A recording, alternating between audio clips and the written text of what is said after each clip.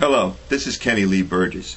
I received many nice letters from my friends on YouTube, and many of them ask, how do I go about selecting a Resonator guitar, or where can I purchase a Bottleneck slide? So that's why I'm doing this video. First, I'd like to talk a little bit about the history. The Resonator guitar was invented just before the 1930s by a man named John Dobro. The first instrument he invented was called the Tricone guitar, and the first guitar right here is an example of that. Inside the Tricone was 3 small aluminum discs that were attached together by a T-bar. So when the strings vibrated, those discs vibrated, causing the sound. This instrument was expensive to make because of those small cones, but by far had a superior tone from bass to treble. But because it was expensive, he had to invent a different guitar that was a little more economical, and that's where he came up with the single cone. Now, inside the single cone is one aluminum disc that looks like this, very thin aluminum, and on top sits a bridge made of wood that they call a biscuit. And you can see how that would work. Now, because of some bad business deals, he lost the patents, and he could no longer use them. So the first company that he formed, called National Guitar, he had to reinvent himself and come up with a new resonator. So he came up with the company Dobro, and Dobro is short for Dobro Brothers.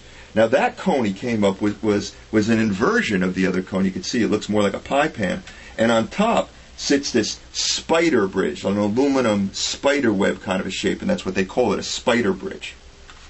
Now it just so happens that today most country and western players who play slide guitar, who play it on their lap, they actually sit the guitar in their lap, and it has usually a square neck so you can't play it like a regular guitar. They prefer this spider bridge setup, usually a wooden body, and it has a very nice sweet tone. Early blues players like Son House and Bucka White, they preferred the single cone, mainly because it was economical, and it also had a kind of a high-end banjo kind of a sound to it. Now let's talk a little bit about selection of a guitar. Now the first way to go would be to buy a vintage instrument. Vintage instruments are great, but I'm going to tell you should beware because there could be some problems. Now here's the major problem. Back in the 1930s when they made guitars, they didn't put in a truss rod into the neck. Now a truss rod is basically a metal support rod that runs through the neck and has an opening on the top that has a bolt so you can adjust the neck. Now what happens in time, because of the tension of the strings, the neck pitches forward. So you can use that truss rod to keep it straight. Now if there's no truss rod, that neck's just going to bend and stay like that. Now that's a problem because, one, the strings move away from the fingerboard. It's harder to fret the notes. But also, the guitar's not pitched right, so the intonation, that means the way the notes sound as you go higher up the neck don't ring correctly, so it plays all out of tune.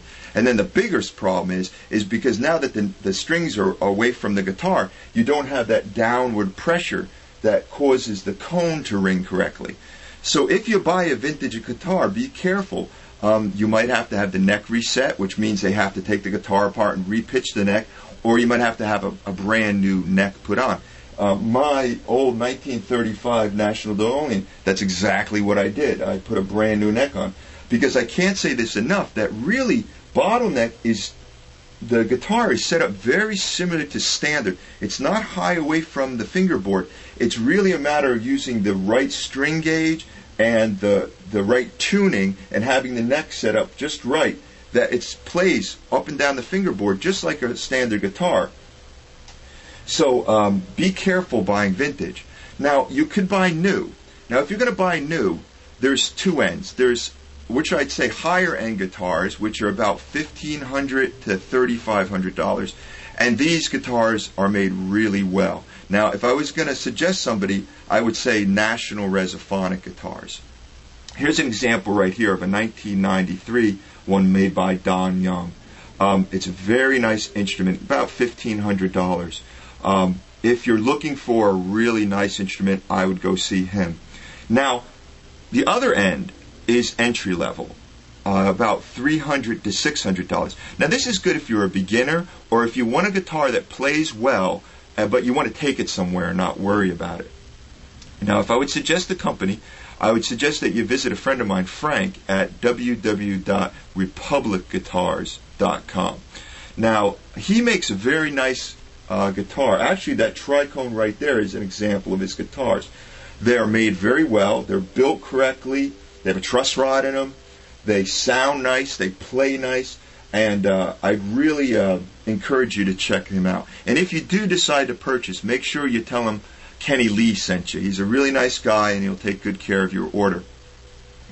Now, that's pretty much about selecting a guitar. I have to say that it really doesn't matter. You could use a Spider or a Biscuit bridge or a Tricone. It doesn't matter really what guitar, a resonator type you choose. They all are very fine for Bottleneck. It all comes down to the tone. So having the ability to go to a store and play the guitar is really the best. But a lot of times people end up having to buy them via the internet.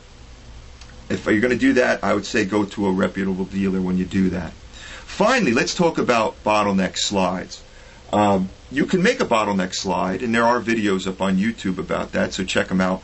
Or I suggest that you visit another one of my friends, Greg, at www.bottleneckstore.com. He makes a really nice slide. They come packed in a nice little pouch.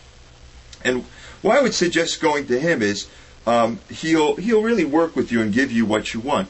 The first thing is getting the right size. I like slides that fit snugly on my fingers so they don't slide around. So he has like a ring gauge system that you can use to get the right slide. And also he'll help you get the right length. I like a long slide, not too long, but so I can go across all 6 strings, because sometimes I like to do that.